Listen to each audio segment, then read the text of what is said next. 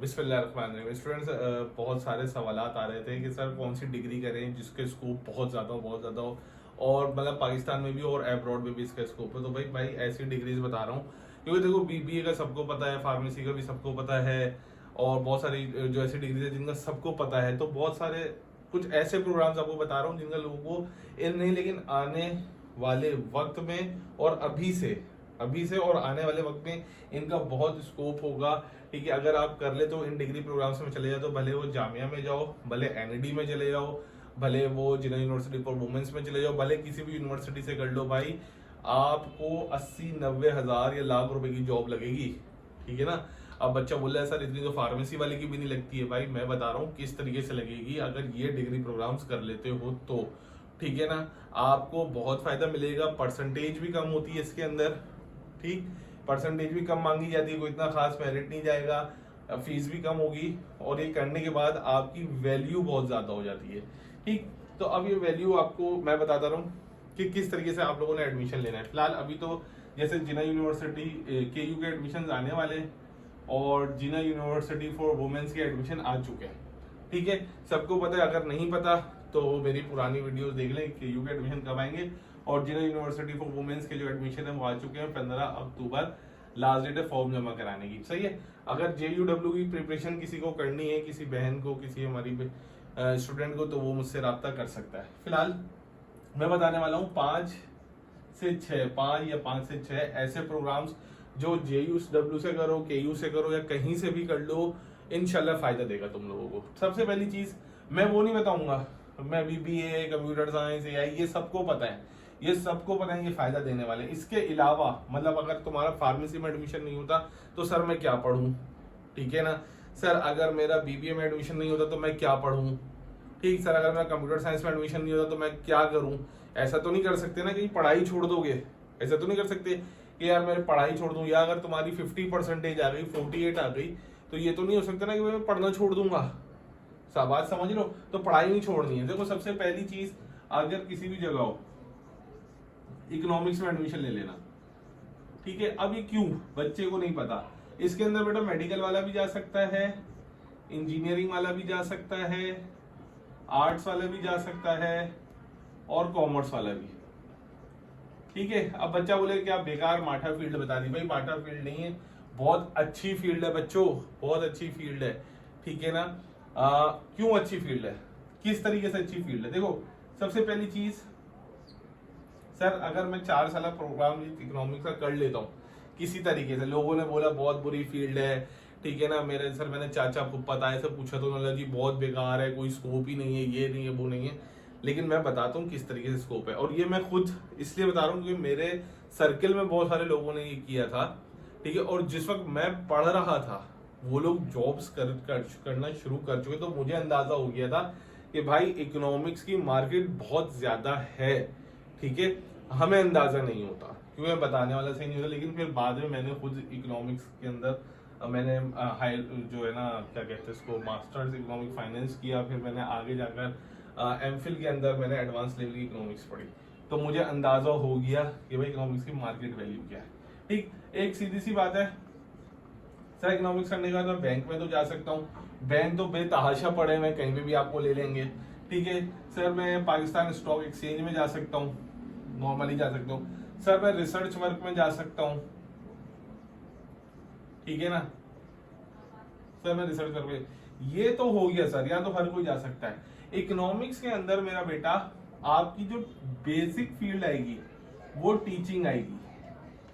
ठीक है ना, टीचिंग के अंदर एक मतलब अगर आप इकोनॉमिक्स के अंदर कमांड हासिल कर लेते हो मेरा बेटा, इकोनॉमिक्स से सिर्फ कॉन्सेप्ट से खेलना होता है। अगर तुम कमांड हासिल कर लेते हो, सिंपल एक घंटा या 2 घंटा किसी भी यूनिवर्सिटी, किसी भी इंस्टीट्यूट में पढ़ा लो। ठीक है, यूनिवर्सिटी में जॉब नहीं लगती। अब तो आपको पता है कि चार्टर्ड इंस्टीट्यूट्स कितने खुल गए, recognised by government of Sindh, इतने सारे खुल चुके हैं। कहीं पर भी जाओगे तो टीचिंग में आपको पर आवर के हिसाब से पैसे मिलते हैं भाई। पर आवर आपको कम से कम, अगर जो कम से कम बिल्कुल जो फ्रेश बंदा होता है ना, उसको 1000 रुपए पर घंटा मिलता है। ठीक है ना। अब कम से कम एक जो कोर्स होता है वो 2 आवर्स का तो होता है नॉर्मली, वैसे 3 घंटे का होता है, लेकिन 2 आवर्स डेली।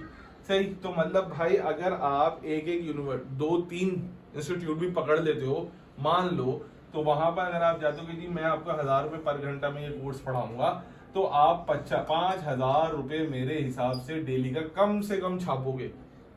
डेली का 5000 रुपये कम से कम छापोगे, तो लगा लो जी 5 या 15, मत करो सैटरडे संडे अपना ऑफ। अब तो यूनिवर्सिटीज खुली होती है वीकेंड प्रोग्राम में, ठीक। ये इनिशियल लेवल में बताया। तो भाई इसका स्कोप बहुत है मेरे हिसाब से, तो करना चाहो तो कर लेना, ठीक है। यहाँ क्या दुनिया में इकोनॉमिक्स से स्कोप है। मेरी बात अच्छी नहीं लग रही होगी, समझ नहीं आ रही होगी, यूट्यूब पे जाके देख लो, ठीक है। यूट्यूब पे देख लेना, सिर्फ इकोनॉमिक्स के टीचर्स, ठीक है, उनकी वीडियोस जो मिलियंस ऑफ व्यूज जाते हैं, क्योंकि इकोनॉमिक्स के टीचर्स मार्केट के अंदर मौजूद नहीं होते बेटा, ठीक। दूसरी फील्ड बच्चों, फार्मेसी में एडमिशन नहीं मिल रहा, कोई मसला नहीं है, केमिकल टेक्नोलॉजी में चले जाओ, ठीक है। केमिकल टेक्नोलॉजी में चले जाओ, एनईडी के अंदर भी मौजूद है, केमिकल टेक्नोलॉजी में जाओ, करेक्ट। एनईडी में भी मौजूद है, केयू के अंदर भी मौजूद है, जेयूडब्ल्यू में भी मेरे ख्याल से मौजूद है। क्यों कह रहा हूं सर? क्योंकि बेटा अगर आप फार्मेसी पढ़ते हो, ठीक है ना, नहीं हुआ एडमिशन, किसी वजह से नहीं हो रहा मेरा एडमिशन, तो जब आप फार्मेसी पढ़ते हो तब भी आप केमिकल्स से ही खेलते हो दवाइयां बनाने के लिए। तो जब आप फार्मास्यूटिकल इंडस्ट्री में जाते हैं, जब आपकी जॉब लगती है, तो आप केमिकल जो टेक्नीशियन होते हैं, जो केमिकल्स के साथ खेल रहे होते हैं, उनको पता होता है, उनके बगैर आप कुछ भी नहीं कर सकते, ठीक है। तो फार्मेसी, एक फार्मासिस्ट की जितनी सैलरी होती है ना, वो इस बंदे की सैलरी होती है जो केमिकल टेक्नोलॉजी पढ़ा हुआ होता है, जिसको पता होता है कि मुझे किस तरीके से काम करना है। अगर तुमने प्री इंजीनियरिंग करी हुई है तब भी इसके अंदर आ जाओ, मेडिकल करी हुई है तब भी इसके अंदर आ जाओ, ठीक है। तुम्हारा ख्वाब जो फार्मेसी वाला था ना, वो इधर जाके पूरा हो जाएगा। ये बच्चों को पता नहीं होता, कोई बताता ही नहीं है। तो भाई बहुत आसानी से इधर तुम्हें एडमिशन मिल जाएगा, ठीक है। और सैलरी उतनी ही उठाओगे जितने फार्मेसी वाले होगे, उन्हीं को हेल्प आउट करोगे कि भाई ये केमिकल से लो, ये केमिकल से लो, इनसे काम कर लो, ठीक है बच्चों। तो ये हो गई दूसरी फील्ड। सर तीसरी फील्ड कौन सी लूं? ठीक है, मेरा तो सर कॉमर्स का बैकग्राउंड था, ठीक है ना, मैं सिर्फ अभी कॉमर्स वालों की बात कर लेता हूँ बच्चों, ठीक। सर मेरा कॉमर्स का बैकग्राउंड था, मुझे तो इंजीनियरिंग की मैं समझ, भाई बीबीए में एडमिशन नहीं मिल रहा, बीएस कॉमर्स कर लो,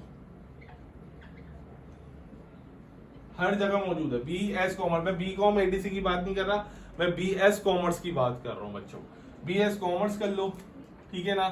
बीबीए से तकरीबन 90% सेम हो जाएगा, आगे जाके चेंज कर लेना। एमबीए करना तो बहुत जरूरी है, अगर तुम इस फील्ड के अंदर आते हो तो तुम्हें एमबीए करना बहुत जरूरी है। मतलब बीबीए भी करते हो ना मेरे भाई, तो एमबीए करना जरूरी है, ठीक। मतलब अगर ये है कि तुम बीबीए करके छोड़ते तो तुम्हारी कोई वैल्यू नहीं है भाई, 30-35-40 हजार रुपए पे कमाओगे, ठीक है। तो एमबीए करना लाजमी है, तो बीएस कॉमर्स के बाद एमबीए कर लेना, ठीक। और जब आपके पास जो फाइनल, जो आपकी लास्ट डिग्री होती है, फिर वो कंसीडर की जाती है, उससे पहले वाली कोई कंसीडर नहीं होती है बच्चों। तो बीएस कॉमर्स, अगर बीबीए में एडमिशन नहीं होता तो अपनी चॉइस बीएस कॉमर्स को बना लो, अपनी चॉइस बीएस कॉमर्स को बना लो, ठीक है ना। कोई ज्यादा फर्क नहीं आएगा, मैं आपको कह रहा हूँ। 80-100 मतलब 80% कोर्स वही पढ़ोगे तुम जो बीबीए के अंदर पढ़ रहे होते हो, ठीक। तो बीबीए वाला बच्चा अगर नहीं कर पाते तुम किसी भी वजह से, भाई मैं बीबीए नहीं कर पा रहा, ठीक। मेडिकल वाला बच्चा मेडिकल नहीं पढ़ पा रहा, ठीक है। और आपका कंप्यूटर साइंस वाला बच्चा नहीं जा पा रहा, ठीक है। इंजीनियरिंग वाला बच्चा सही है, नहीं कर पा रहे किसी भी वजह से, तो भाई बीएस कॉमर्स में शिफ्ट करियो, बहुत स्कोप है आगे, ठीक। किस बीएस कॉमर्स कर लोगे ना भाई, छोटे से छोटी फर्म के अंदर अकाउंट्स डिपार्टमेंट, फाइनेंस डिपार्टमेंट, बड़े से बड़ी फर्म के अंदर अकाउंट्स डिपार्टमेंट, फाइनेंस डिपार्टमेंट, पूरी दुनिया में कोई भी ऐसा ऑफिस नहीं होगा जहां पे अकाउंट्स और फाइनेंस डिपार्टमेंट ना हो, ठीक है ना। तो बहुत स्कोप वाली फील्ड है ये, इनके स्कोप खत्म नहीं होने वाले, इनके स्कोप भाई खत्म नहीं होने वाले बच्चों। अगर सोच लो कि इनके स्कोप खत्म हो जाएंगे तो ऐसा बिल्कुल भी नहीं है, इनके स्कोप बहुत ज्यादा है, ठीक है। अच्छा खासा इनके अंदर अर्निंग है, अच्छी खासी इनके अंदर अर्निंग है। अब सर और बता दें, चलो ठीक है मैं बता देता हूँ। कुछ बच्चे कहते हैं जी मुझे तो सिर्फ फिर वही करना है, मेरी परसेंटेज भी कम है सर, लेकिन मुझे मेडिकल फील्ड में ही जाना है। तो भाई एक फील्ड बता रहा हूँ, बहुत जबरदस्त है, आने वाले वक्त के अंदर बहुत वीआईपी जाओगे, अगर बाहर अब्रॉड में चले गए ना तो भी बहुत अच्छा कमाओगे भाई। बायोटेक में चले जाना, अब बच्चे बोले सर इसकी कोई वैल्यू नहीं है। भाई क्यों नहीं है?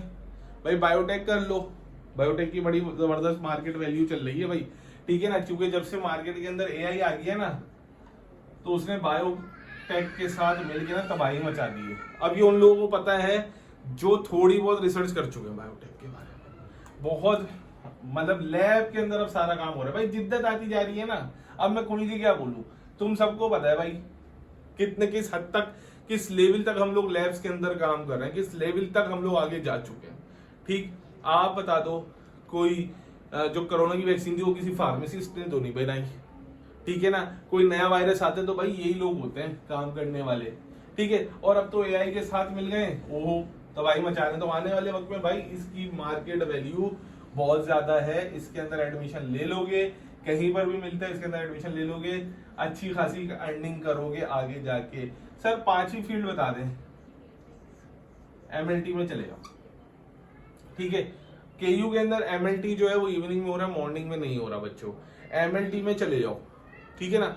ये मुझे खुद एक बच्चे ने बताया है जो फार्मेसी किया हुआ था, किसी अभी एक हॉस्पिटल में, रेप्यूटेड हॉस्पिटल में वो काम कर रहा है। उसने बोला, वो फार्मेसी का बच्चा है, फार्मेसी अब बोलता है सर हमसे ज्यादा ये कमा रहे हैं एमएलटी वाले, ठीक है ना। बोले क्योंकि सर बहुत सारी ऐसी मशीन्स हैं जिनको हैंडलिंग इतनी मतलब आसान नहीं है, उस मशीन को हैंडल करने के पैसे ले रहे हैं भाई 80-80 हजार रुपए।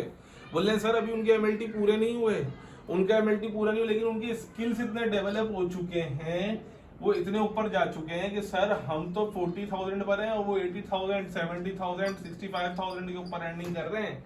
तो एमएलटी की तो भाई बहुत वैल्यू, मशीन्स तो खत्म ही नहीं होने वाली। अब तो खत्म ही, एक वक्त था कि जब मशीनें नहीं थी भाई, अब तो वक्त ही मशीनों का है। तो भाई एमएलटी कर लो, पाकिस्तान में भी स्कोप, इसके बाहर भी स्कोप। तो भाई ये 5 फील्ड मैंने तुम लोगों को बता दिए बच्चों, ठीक है ना। आई होप कि बड़ा आसान हो गया होगा। जो बच्चे मुझसे पूछते रहते हैं ये सर कौन कौन सी फील्ड है, ये फील्ड्स बहुत अच्छी हैं। तो भाई यहाँ करूंगा वीडियो का इख्तिताम इस दुआ के साथ कि अल्लाह ताला तुम सबको जो है ना कामयाबी अता फरमाए, ठीक है। और हमारा ये चैनल है, तुम लोग सब्सक्राइब करो, नीचे कमेंट कर दिया करो, अच्छा लगता है, अपना ख्याल रखो, दुआ में याद रखो, अल्लाह हाफिज।